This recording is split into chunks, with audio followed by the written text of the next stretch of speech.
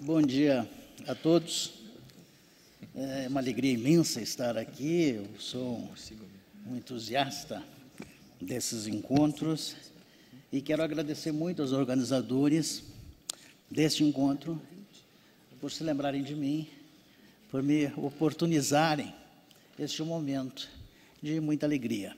E eu faço na pessoa de um querido amigo, que ao mesmo tempo está vinculado à produção deste evento, o professor Leonardo, a quem eu aprendi a respeitar e a dedicar um carinho imenso, por muito que tenho aprendido com ele, e que não é de agora, que vem de alguns anos, talvez 10 anos ou mais do que isso, 12, quanto coisa? 2000, né? Muito tempo.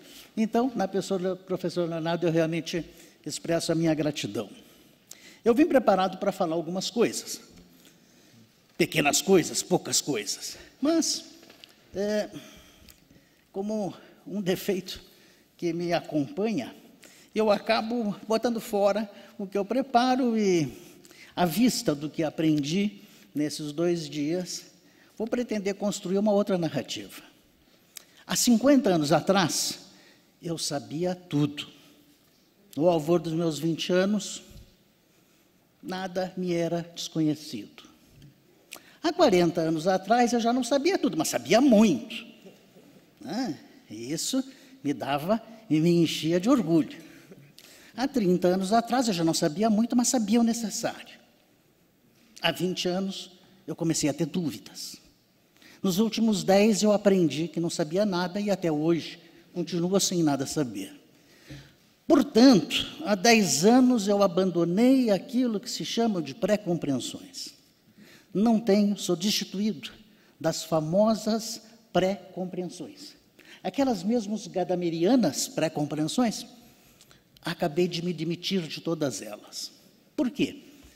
Porque é a maneira pela qual nós podemos, a partir da ausência dessas pré-compreensões e com a aplicação de alguns filtros, nós podemos ver o outro na sua inteireza, podemos, mais do que ver o outro na sua inteireza, podemos compartilhar com ele, né, das suas inquietudes, dos seus saberes, que às vezes são apenas saberes, né, ou que são construções de saberes, e isso nos traz, portanto, um enriquecimento muito grande. E ouvi o professor Christian ontem, e, inclusive, fiquei muito feliz também, um velho conhecido de muitos anos, né, com a demarcação muito absoluta e muito precisa, absoluta não, porque nada é absoluto, mas muito precisa, sem dúvida nenhuma, da importância de termos conteúdos normativos que se constituam em pisos pelos quais nós possamos construir discursos, narrativas, enfim, que ao final, muito ao final, se vão construir como mandamentos jurídicos. Isso me alegrou muito. Depois vi o professor Denis, lá da Unicamp, com toda aquela tradição da Unicamp na construção de determinados preceitos econômicos, e que nos desenhou um quadro aqui bastante perturbador e, ao mesmo tempo, muito elucidativo, muito claro sobre a situação em que estamos, de alguma forma, colocados. Depois, ele disse que não era um professor, eu vou chamá-lo de professor, nos deu uma aula aqui, a partir de um outro lado do balcão, o professor Alexandre Furlan, que não é professor, é um empresário honesto, como se autoproclamou, e no qual, inclusive, eu acredito nisso, e, ao mesmo tempo, fiquei bastante impressionado também com as razões que nos expôs em relação às inquietudes e às atribulações que, sem dúvida nenhuma, os empresários honestos, e até mesmo aqueles não muito honestos, sofrem no país, e talvez até mesmo aqueles não muito honestos que sofrem no país, talvez venham a admitir práticas não tão honestas para fazer frente, às vezes, a inquietudes e a situações bastante complicadas, bastante complexas. Na noite tivemos a alegria, ontem, aqueles que estiveram aqui, de ouvir o professor Leonardo, o professor Strapazon, professor Aldaci. Com o professor Leonardo, eu aprendi realmente que mais importante que a proteção ao direito do trabalho é talvez a proteção ao conteúdo do direito do trabalho. Mais importante que a definição de direito ao trabalho é mais importante do que essa proteção, é a proteção ao conteúdo do trabalho. Aprendi isso. Aprendi também com o professor Strapazon de que, na realidade, segurança social necessita muito antes, ou seguridade social, necessita muito antes de proteção à confiança. Então, antes de se falar em segurança jurídica, nós precisamos falar em proteção à confiança. Tese muito cara aos doutrinadores alemães.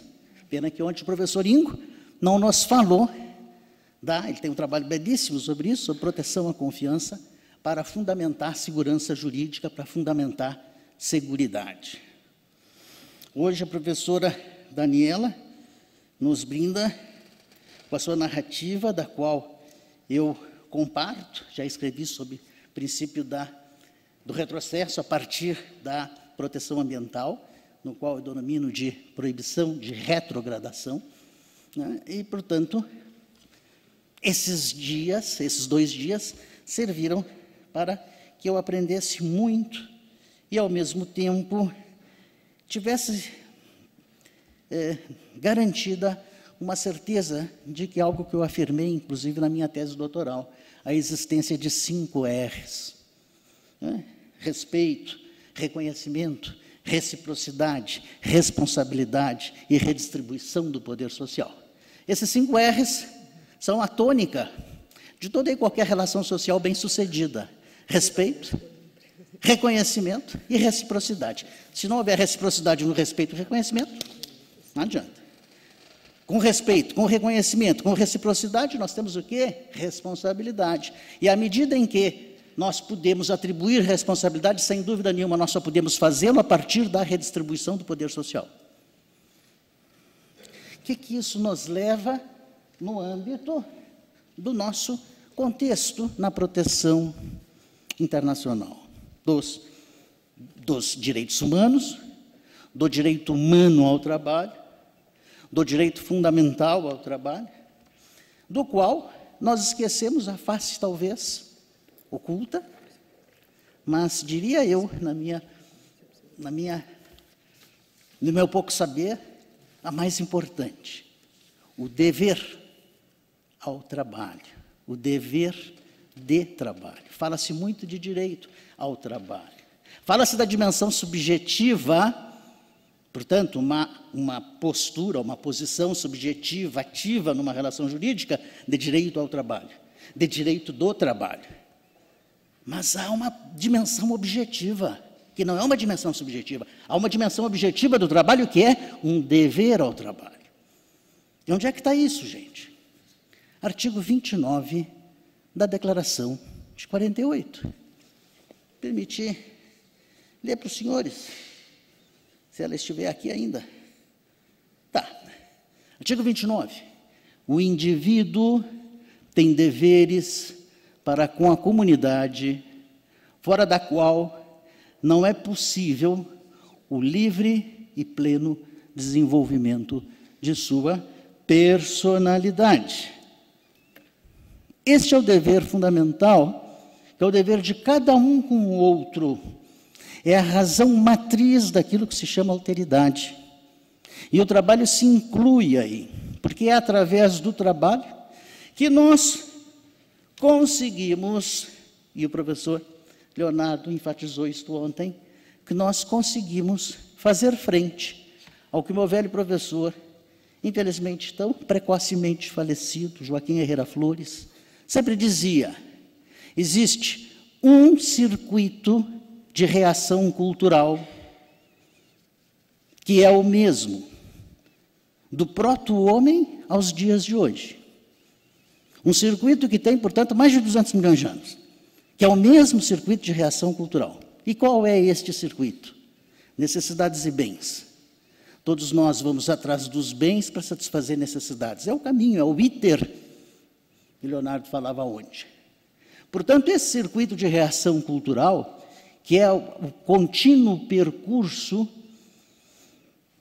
que nós vamos atrás dos bens para satisfazer as nossas necessidades, ele só é possível quando nós conseguimos estabelecer claramente posições e disposições sociais, políticas, jurídicas, econômicas, que facilitam esse este caminho.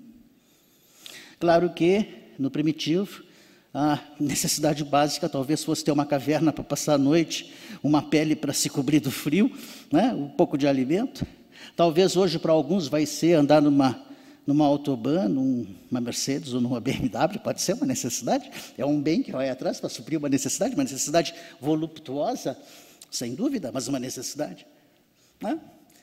Então, veja bem, nós temos, e para isso, conhecer isso, portanto, mais do que uma teoria das necessidades, nós, na realidade, temos que postular por uma teoria, temos que resgatar e postular por reescrever a teoria da divisão do trabalho social.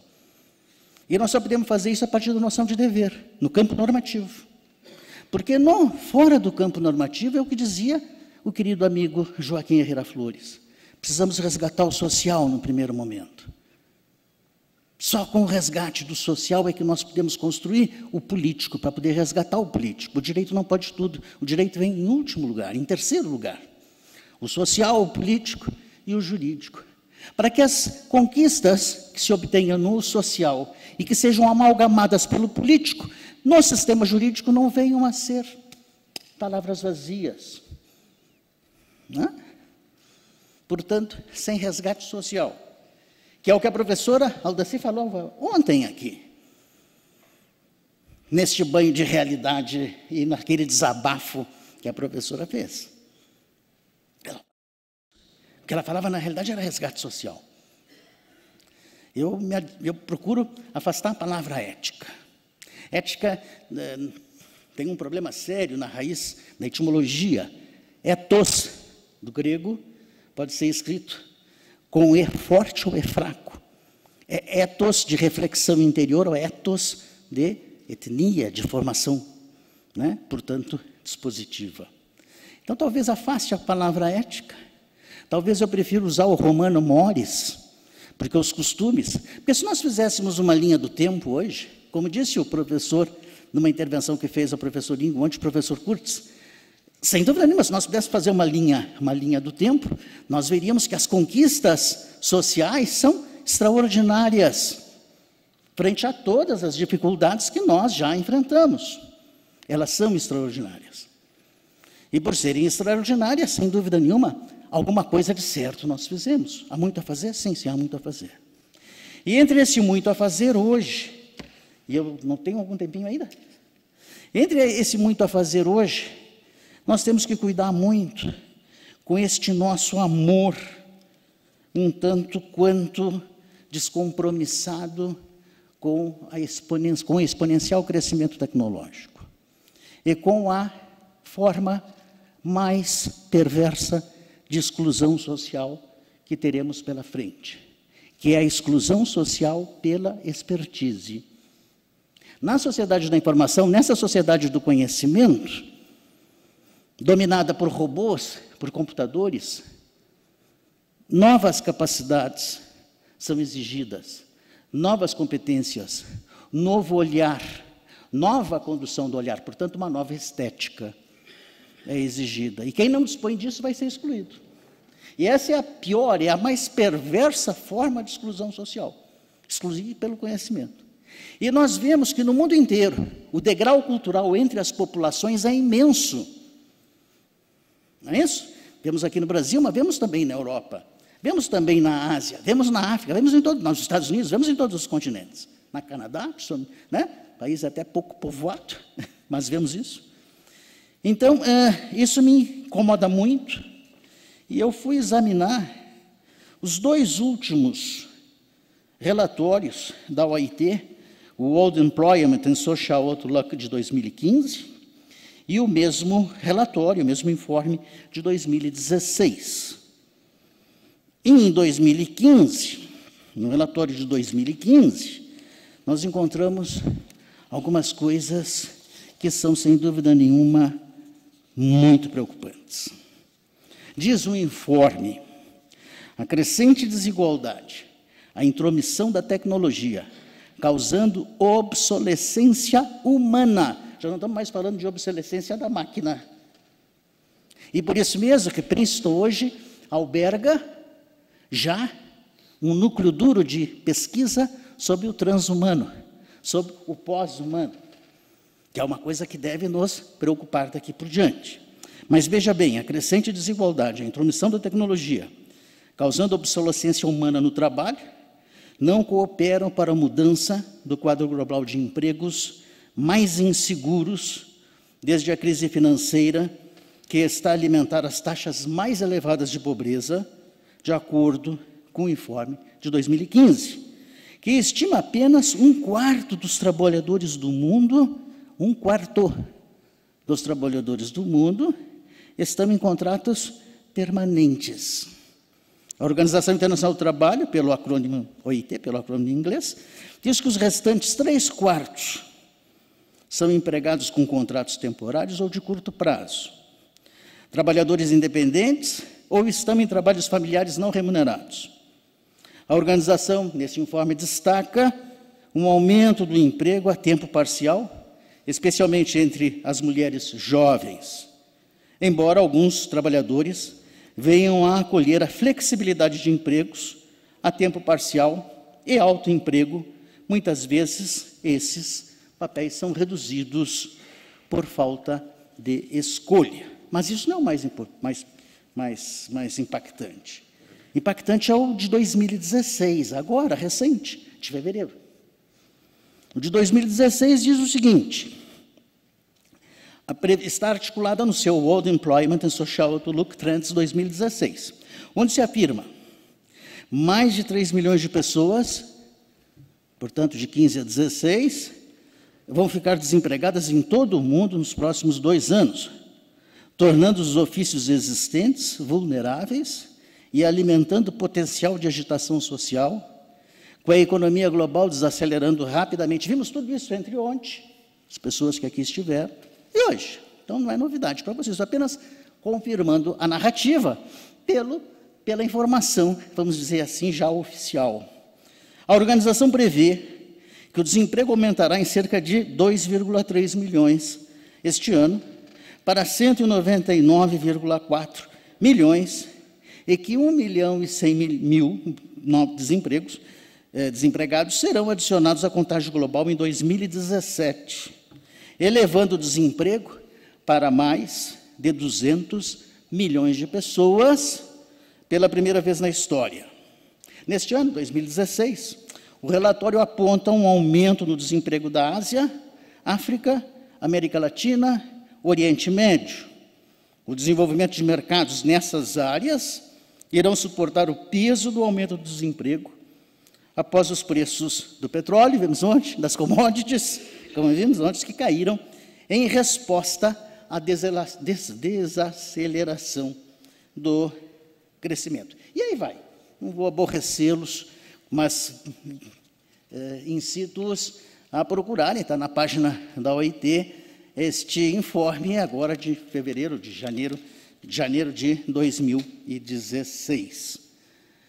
Como vemos, quer dizer, proteção ao trabalho em contexto internacional, talvez se nós pensássemos um pouco mais na dimensão objetiva do dever ao trabalho, nós pudéssemos até criar alguns freios e contrapesos, eventualmente, em relação à substituição do trabalho humano por robôs, por computadores e por demais instrumentação mecânica e até mesmo de natureza mais terrível, que seria o acrescentamento de próteses ao humano nesta passagem do humano ao pós-humano ou ao transhumano. Né? O dever, porque esse dever é um dever que privilegia a natureza comunitária, social, edificante desse direito, nós, na posição subjetiva desse direito. Direitos não são atribuídos às pessoas, Direitos são atribuídos a sujeitos de direitos, porque aí nós saímos fora da teoria sociológica, da teoria filosófica, na teoria jurídica, do direito enquanto ciência, direito é atribuído a um sujeito de direito. Sujeito de direito pode ser pessoa natural.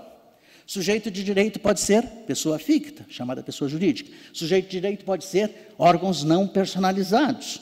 Né? Sujeito de direito podem ser universalidades. Sucessão, por exemplo, né? É um caso típico. Bem, esses sujeitos de direito, sem dúvida nenhuma, são atribuídos de direitos.